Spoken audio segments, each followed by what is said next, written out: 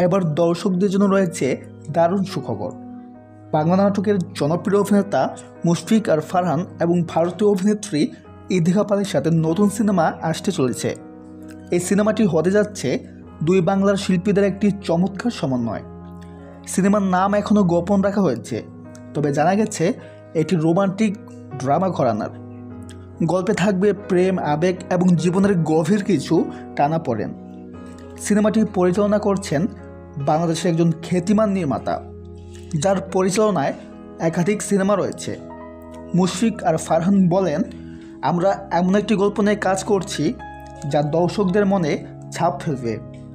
অন্যদিকে ইদিকা পাল জানিয়েছেন, বাংলাদেশে কাজ করার সুযোগ পেয়ে আমি আনন্দিত।